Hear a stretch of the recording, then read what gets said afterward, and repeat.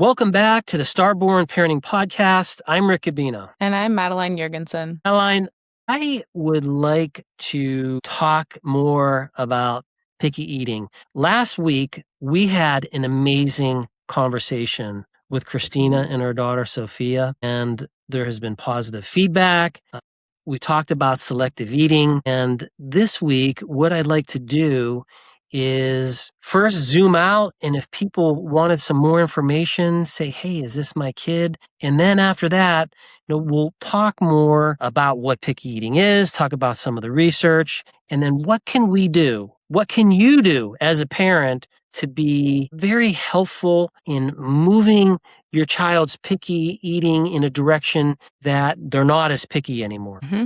That's a great idea. Yeah, because when you think about picky eaters, I mean, a lot of us know picky eaters. They have them in our families. They have them on the playground and moms groups. And we were looking at some studies, and they did this one that looked at 7,000 children, and they found that roughly about 39% of these kids would be flagged as picky eaters. And this is between the ages of like early childhood to 11 years old. Which I was surprised at, because that's a lot. That's about, 1 in 3 young kids are classified as picky eaters. That is a unbelievable number when you think about that. 1 in 3, that means if you're on a playground, you're going to have a lot of picky eaters out there. And there's no shame in this. I have a grandson, and, I love my grandkids with everything that I can possibly well up in this body. And when I think about them, there's nothing, it's just like your own kids. There's nothing you wouldn't do for your kids. When you become a grandparent, there's nothing you wouldn't do for your grandkids. And Rowan is 2.5. He's a picky eater, and there are several things that he eats, and that's all he wants to eat. And if he is asked to eat new things, he's like, no. And he just literally, and if you push the issue, he'll start getting upset. And this is not uncommon according to these numbers. So it's something, as you point out, that is very common. And the studies that we were looking at also showed that it's not just the child, but it's also the parent, how the parents react to it, that makes a big difference. Yes. Like this one study was looking in the UK, and we'll link these studies so you can read them for yourselves.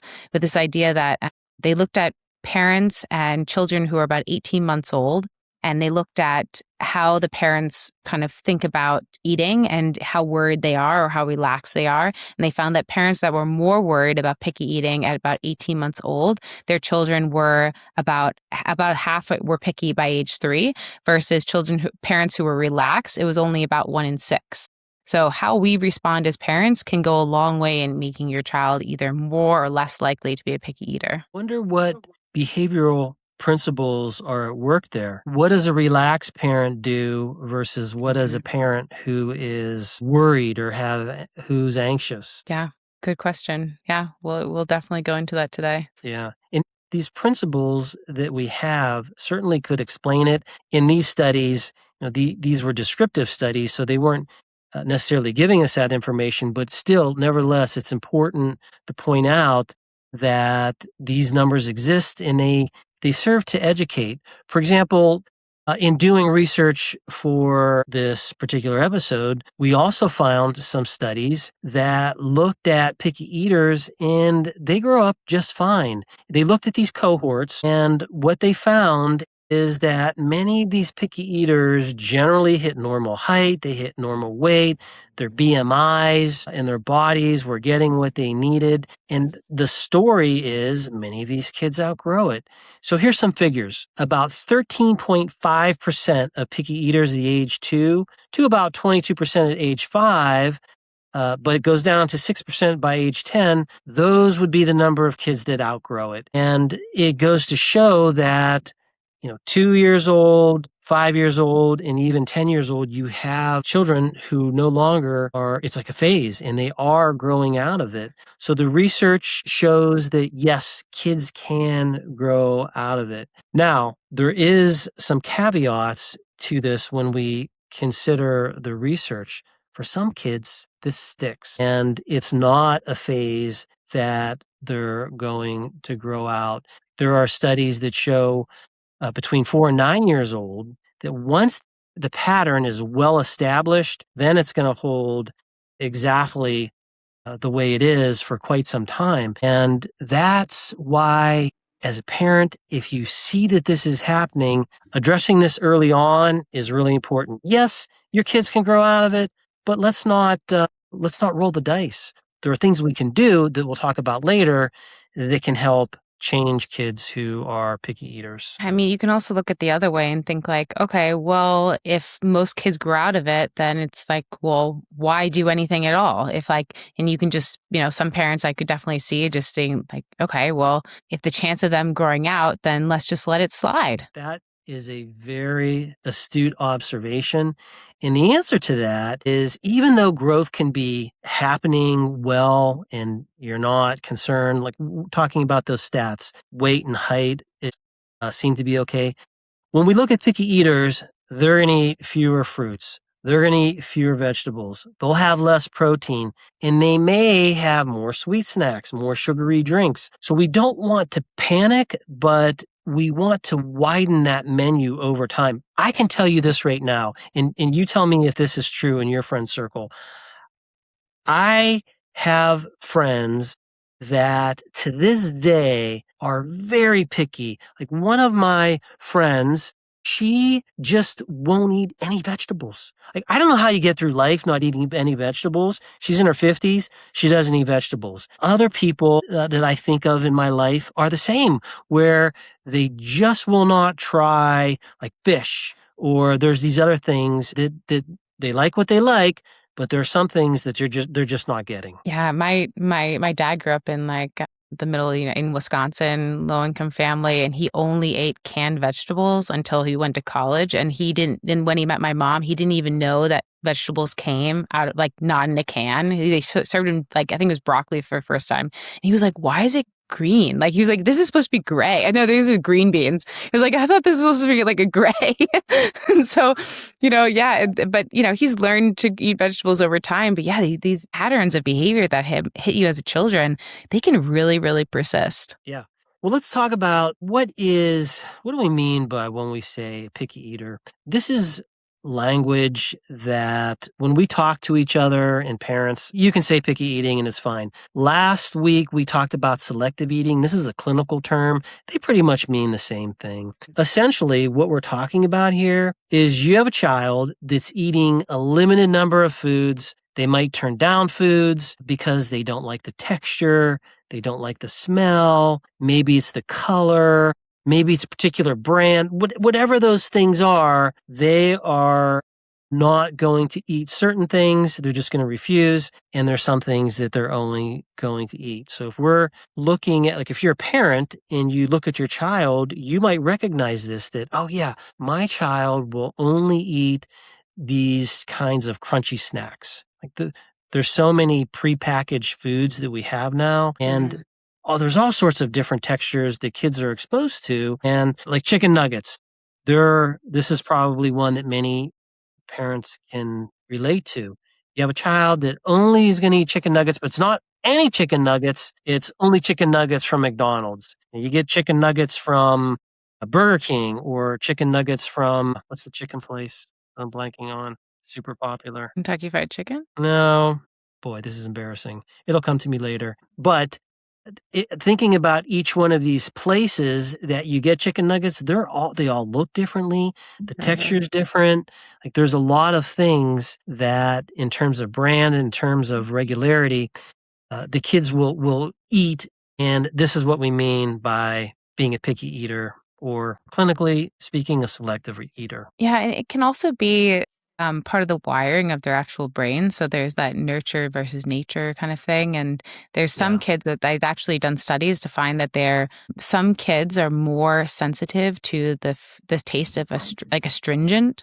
So things that are like, think of arugula, like has a very specific kind of flavor, and that is like kind of this astringent taste, and so they're going to be more sensitive to certain types of foods, and that's just part of your child. That's just how they're hardwired. But then there's also the parts that are learned. So things like my daughter, she got into one of those behavior loops that we talked about in our previous episodes, where she would, push away a food or say she's not interested. And then we started giving her alternatives. And at first it kind of made sense. Like, okay, you don't like this, but no problem. We have something from yesterday that you liked. Let me pull it out. And then after a couple of days, I was like, oh, we're getting into a behavioral loop. And luckily we cut that. So now today we changed it up and she ate what we normally eat, but yeah, so that's like one of the techniques. Like, kid pushes away, they get an alternative. Or, you have a meltdown and you get a favorite snack instead. Or, or your child comes up with some new strategy but they can be very, very creative at getting their way. That's the thing. Once these behavior loops are established with powerful reinforcers, they are hard to get rid of.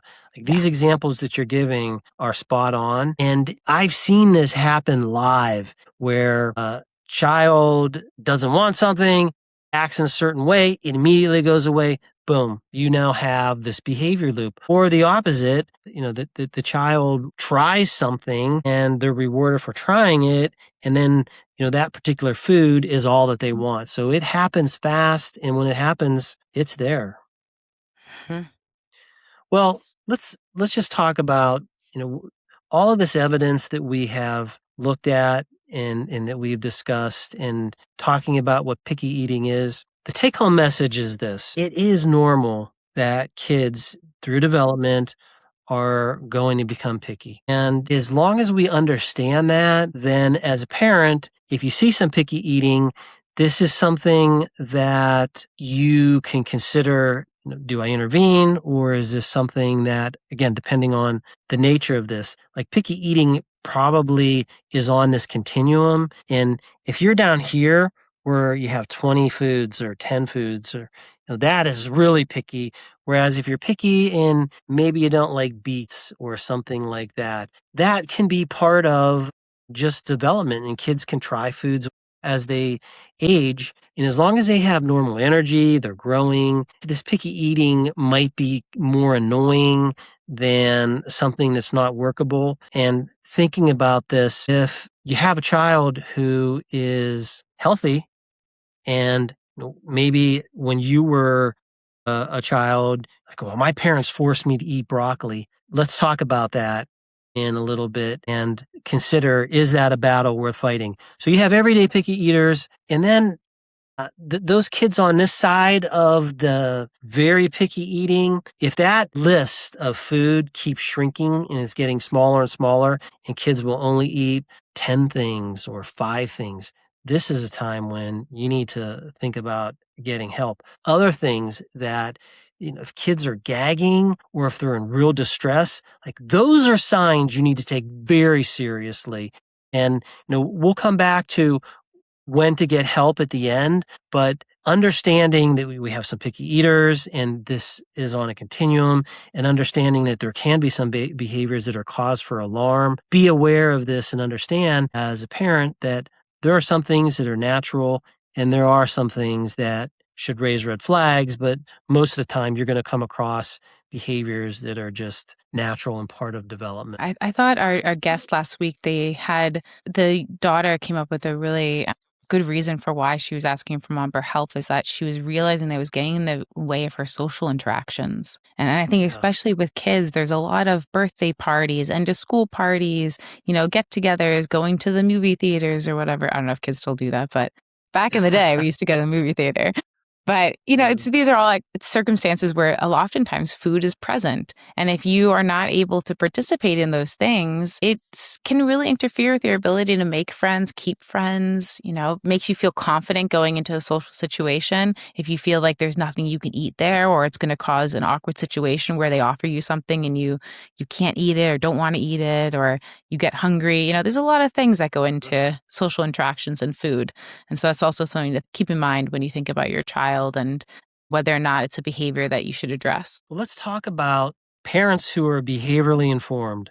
This is, I shouldn't say behaviorally informed, I should say behavior science informed. What are things that parents can do? And let's just talk about some very easy strategies that parents can adopt. The first one that I'd like to bring up is this probably relates to that study that you mentioned earlier, where you had parents who were anxious versus parents who were more relaxed. If you are bribing kids to eat food, if you're pushing them into something, or you're, forcing them, like, just two more bites and you could leave the table, those things backfire, and that high pressure and that very restrictive situation you're putting in the child is something that is creating just a negative situation for you and a negative situation for the child. So ease off. You can ease off that pressure. And I see this quite a bit with parents. Like, they want their kids to eat their food. This is especially true in my generation. I was raised in a time where our parents they weren't Depression era parents, but they were parents that were probably raised in the 40s and the 50s. And the thought was, you eat all your food. And this isn't just my family, but when I talk to my friend group, and that culture of you're not leaving the table until you eat, that was very pervasive. And when you're a parent and you're exposed to those kinds of nurturing as you grow up, you tend to do those things too. But this is a really simple strategy. Ease off. Don't make it a battle. And if you're calm and you're being compassionate and you have low pressure, that's likely where you are going to be meeting with more success. And you're also bringing down the temperature, and you're making that environment pleasant for everybody. I think that the ease of the pressure, it's such a good point, because if you think about in our past episodes, we talked about how, you don't want to get into a power struggle, with your kids. And at the end of the day, you can't shove food down your child's throat. And so if you're going to start, raising the pressure up, it's the ultimate goal. It's like, if your child keeps saying no and you just keep ramping it up, where are you going with this? Like I said, you can't force your kid to eat. You can't force feed your child. So it's like, you have to come up with new strategies, because at the end of the day, they can just close their mouth and not do it. So there's no end. You have to think through, like, what is the end goal of this little back and forth that we're going into, which is why one of my favorite, oh, sorry, did you say something? I was just going to point out that you and I have talked a lot about relationship building.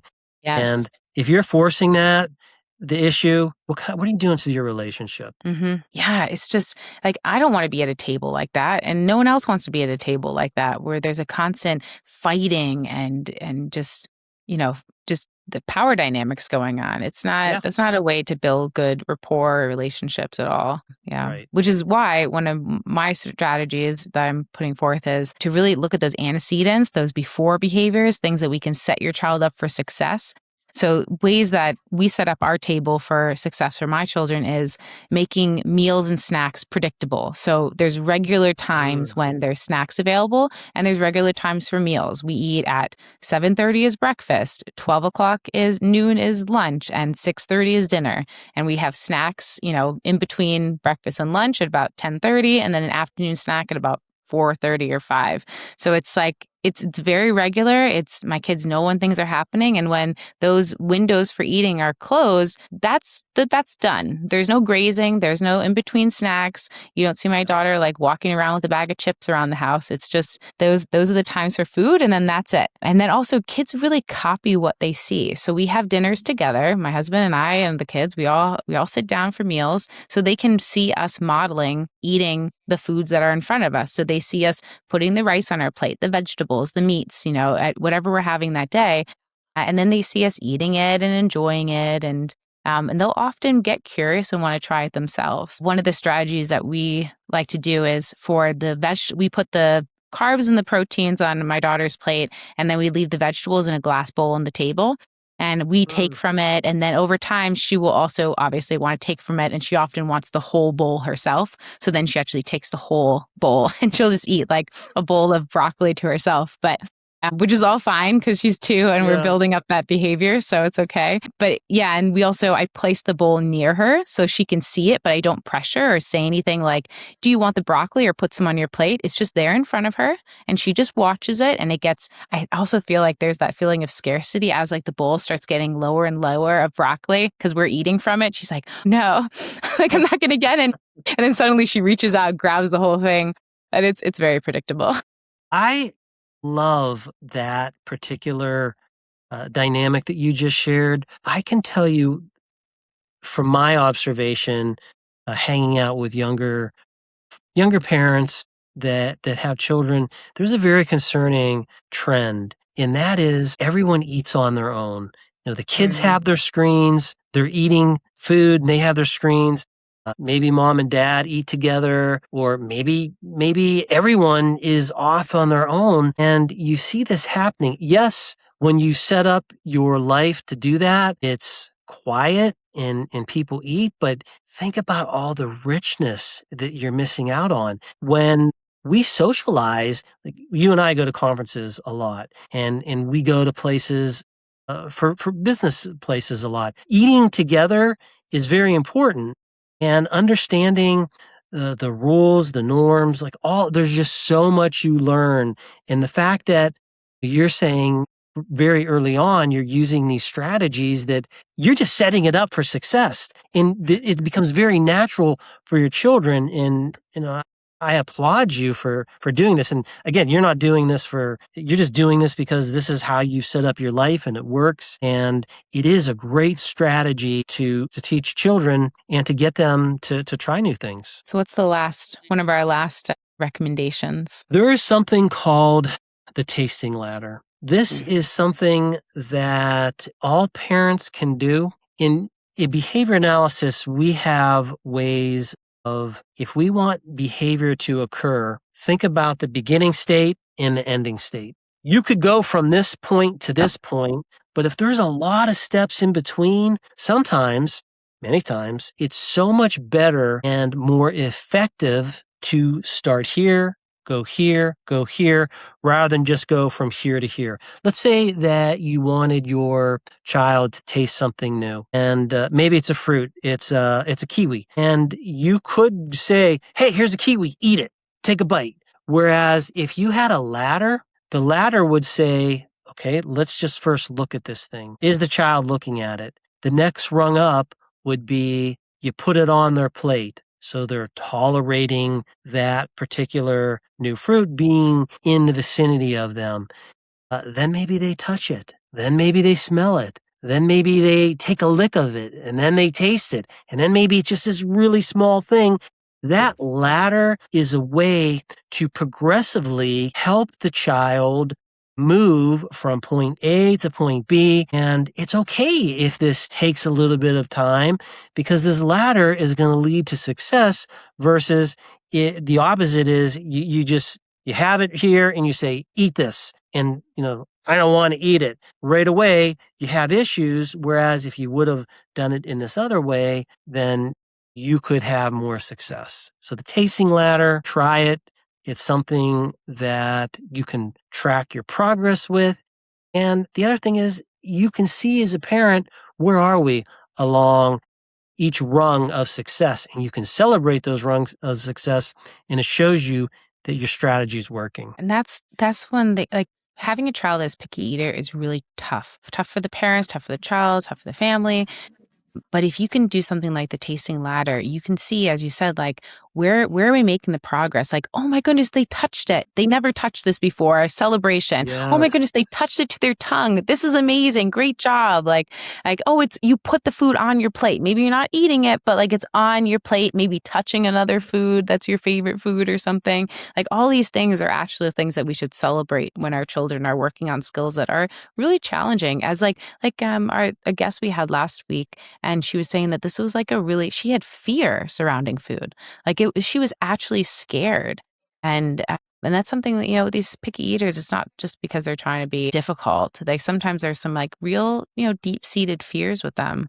And that going to the ladder, when you're working on these types of ladder mechanisms, you might have some food waste. And that's something that you should think about as parents, is that I know we don't like our children to waste food, and we try to avoid that if possible. But to do one of these gradual tasting ladders, you're probably going to end up wasting a little bit of food. And we have to be kind of okay with that, because it's all in the effort of moving towards that end goal of eating the food comfortably. But that might mean throwing away an untouched piece of broccoli or some untouched piece of chicken or something. But, we have to kind of be okay with that and see it as part of the larger process. And also understand that this doesn't happen overnight. You don't do this 2, 3, 4 times and it's done. It might take 20 or 30 friendly exposures to get this working. So it's something that you invest in, but the payout is going to be worth all of that time. Yeah, because I mean, we mentioned earlier, it's like a lot of these food things happen around like meals are where we let do a lot of our celebrations as family. Think Christmas, Easter, Thanksgiving, and Mhm. it's these are the times when we want to gather with the family. We don't want to have the pressure of picky eating or selective eating hanging around. We want to be able to be relaxed and enjoy our family time. Yeah, you don't wanna be like Buddy in The Elf. What were the food groups that he ate? Like, Okay, candy sugar. cane, sugar, yeah, cotton candy or whatever they were. That sounds like my daughter's worst nightmare. We tried to give her like we thought we wanted to give her vitamins, like gummy vitamins, because it was like, oh, it'd be good for her, blah, blah, blah. And we try to give them, she won't eat them because they're always covered in sugar. And she's not used to eating like that sweet things. And so every time she asks me like I'm trying to kill her, I'm like, no, you're supposed to like this. It's like a sugary dinosaur or like, little like, I don't know, some other Yeah. fruit thing. And she's always like, ew, I don't want it. But yeah, because so back to the strategies here. So what is one thing that parents can try tonight or this week that will really start to move that needle? There's a lot of things that we can do, and just talking about all these different ways of helping parents. We didn't talk about there's a phrase in behavior science which is catch 'em being good. And the Mm. thought is you look for instances where the child is doing something good and you reward that behavior. And it's the same thing with eating.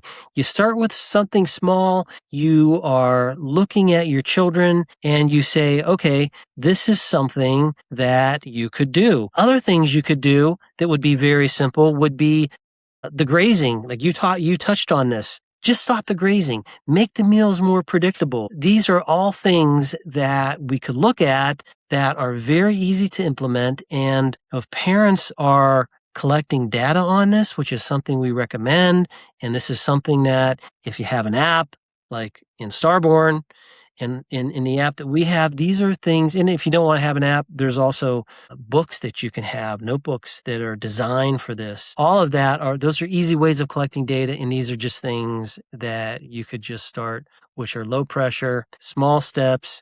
You get the buy-in of the child, and you're off to the races. And the grazing me towards meals, like parents, look out for your own behaviors as well. Like I'm also, you know, culprit of grazing a little bit as well. But if I'm gonna put this on my child and try to get them to stop grazing, it would probably be good for me to stop grazing as well because kids will see us and they model after what we're doing. So if they see us snacking on nuts or chips or fruit or whatever in between meals, they're also going to think that it's okay for them. So as we head towards the end of this episode, what I hope parents that are listening to this, what I hope came across is that picky eaters, there's a difference between an ordinary picky eater and something that's way more clinical. And picky eating is something that happens a lot and it's normal in development, whereas there can be some very problematic clinical level behaviors and understanding the difference between that. And I guess the other thing that I would point out that would be a take home message is being calm, being patient. That's always going to be better than being anxious, applying pressure or coercion, and setting up your life to do more of the former than the latter. It's going to be great for the child and it's going to be great for you. And it's something that when we think about picky eating, take note of those basics. And there's a lot more you could do, but just start there. Mhm. And be reassured that, for a lot of these kids, the picky eating does seem to resolve itself. And, so for some kids, no intervention is needed. But if you know your kid best, and if you kind of have something in your guts telling you that this is maybe not just normal picky eating, it's maybe gone into the realm of like the things that Rick said, like they're losing weight, the number of items that they're getting is getting smaller and smaller and something seems off, then it's something that you should probably address. Yeah. We'll go over that list and add to that.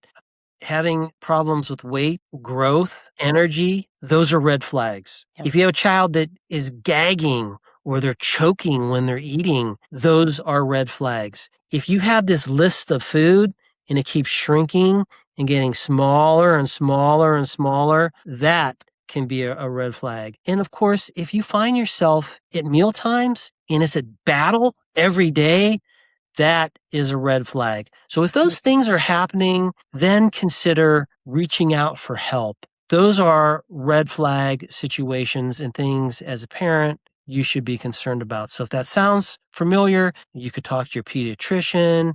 There are feeding teams out there. And of course, you and I are both board certified behavior analysts. There are behavior analysts across the nation.